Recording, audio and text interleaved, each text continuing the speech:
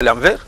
Honorable Paul Kapita, quand je réalise les hauts faits qui ont été les vôtres, à l'occasion de votre arrestation, des vagues d'arrestation dont vous avez été victime, avec cette lettre téméraire que vous aviez écrite et adressée au maréchal Mobutu, on peut vous considérer à juste titre comme les pionniers de la démocratie.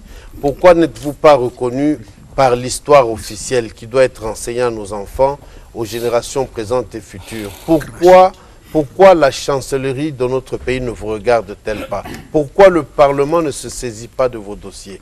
Pourquoi les gens ne savent pas? Parce que quand on pose la question de savoir le point de départ du mouvement démocratique dans notre pays, nos enfants, les adultes, tout le monde dit que c'était le mardi 24 avril 1970 à Nsélé. Pourquoi pas vous?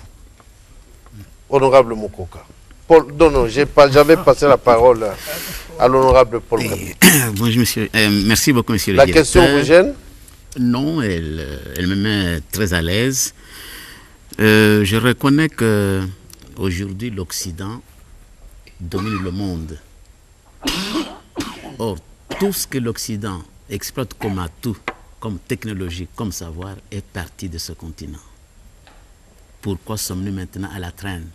C'est parce que nous n'avons pas le sens de l'histoire, nous n'avons pas la culture des références à notre passé. On ne veut pas privilégier les grandes idées pour aller de l'avant.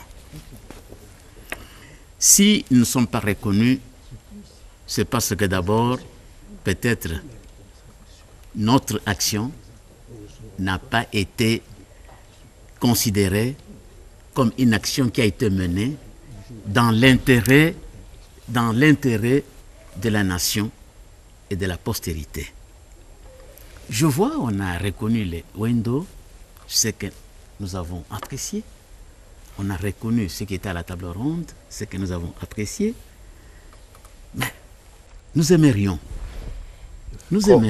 Comme le doyen Paul Aloïs Kabangui. Oui, nous aimerions que ce pays puisse penser, puisse avoir des gens qui aspirent à la grandeur.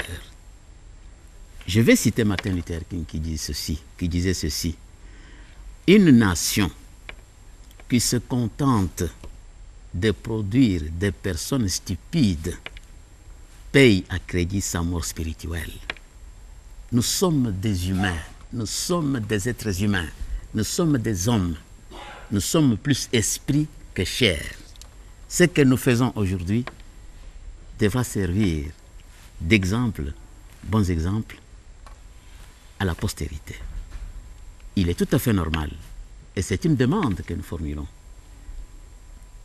que par respect de l'histoire, puisque nul ne peut effacer l'histoire, que l'action que l'UDPS a menée, malgré les imperfections, toute œuvre humaine étant perfectible, que la patrie, au travers du gouvernement, ou des structures appropriées, reconnaissent cette action, au même titre qu'on a reconnu les Mbomboko, les musiciens, certains professeurs, bref, toutes les sommités de ce pays.